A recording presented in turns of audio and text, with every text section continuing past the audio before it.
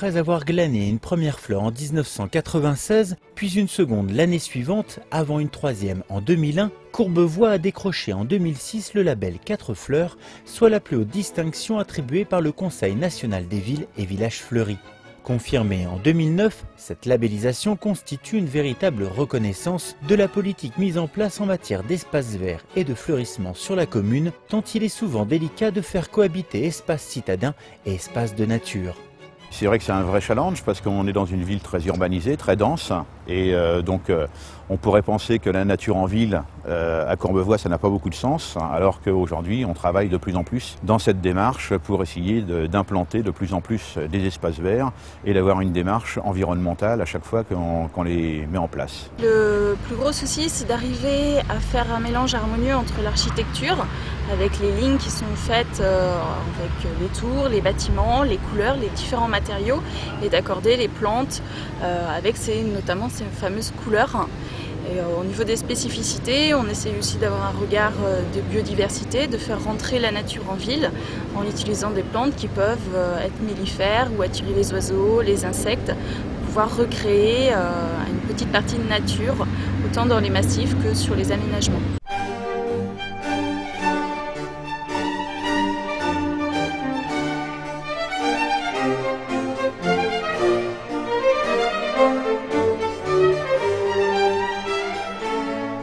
La ville de Courbevoie compte 35 hectares d'espaces verts disséminés dans la ville sur un peu plus de 300 emplacements. Jardins, squares, parcs, mais aussi îlots de voirie, accompagnement d'espaces publics, balconnières suspendues, tous les moyens sont mis en œuvre pour permettre à la nature d'occuper une place toujours plus importante dans la cité, partout où cela s'avère possible. À chaque fois qu'il y a effectivement un espace vide, on essaye de créer des espaces verts et aujourd'hui dans chaque projet, y compris les projets que ce soit de bâtiments ou que ce soit les projets de voirie, le service espace vert est associé pour qu'il y ait une part des espaces verts non négligeables dans les projets. Mais on ne peut pas mettre n'importe quoi, n'importe où et n'importe comment. Ainsi, les plantations, réalisées par une quarantaine de jardiniers, sont le fruit d'une véritable réflexion dans les bureaux d'études et sur le terrain et du respect de certaines règles. On va regarder déjà en termes d'exposition, si c'est un site qui est à l'ombre ou en plein soleil, ici comme le parc de Bécon. Ensuite, on va regarder la nature du sol.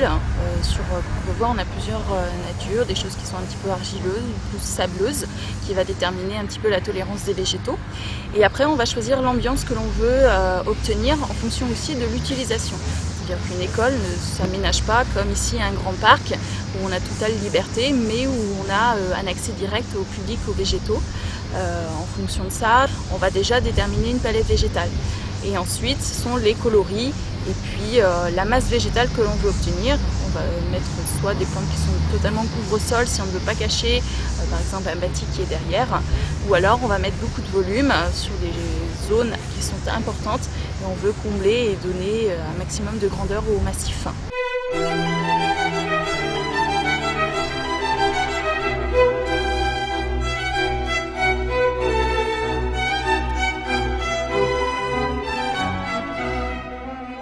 Développer la nature en surface, c'est bien. Encore faut-il la respecter aussi en profondeur. Diversification des espèces, fleurissement adapté aux saisons, mise en place de bulbes. Hormis l'aspect esthétique, le choix de la palette végétale est ainsi guidé par des impératifs liés à la biodiversité. De plus, développement durable oblige, des mesures sont appliquées pour toujours planter dans le respect de la nature. On a une vraie volonté d'avoir une gestion écologique au niveau des espaces verts. Depuis 4 ans, nous n'utilisons absolument plus aucun produit phytosanitaire, donc désherbant, produits de traitement. Donc nous avons remplacé cela par des apports de produits qui sont labellisés agriculture biologique. Et puis nous avons aussi un regard important sur tout ce qui est la gestion de l'eau. Et puis pour éviter effectivement le mitage urbain, nous essayons de travailler de plus en plus sur l'analyse des sols existants et la valorisation des sols avec des amendements organiques issus notamment des composts de déchets verts pour être toujours dans une démarche environnementale et minimiser le bilan carbone de nos opérations.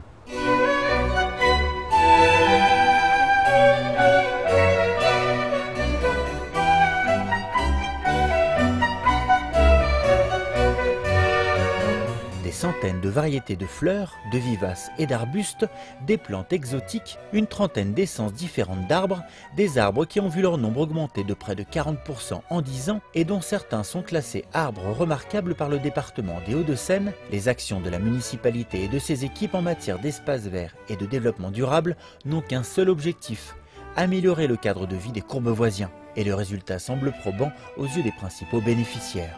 C'est très bien, c'est ce qu'il faut, c'est très joli, c'est bien entretenu, il n'y a pas de souci, c'est très bien.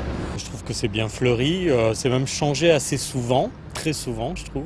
Tout est à mon goût, il n'y a pas de problème. C'est bien organisé, c'est bien fleuri. Non, je trouve que c'est très joli, il y a un bon boulot et non, c'est très agréable.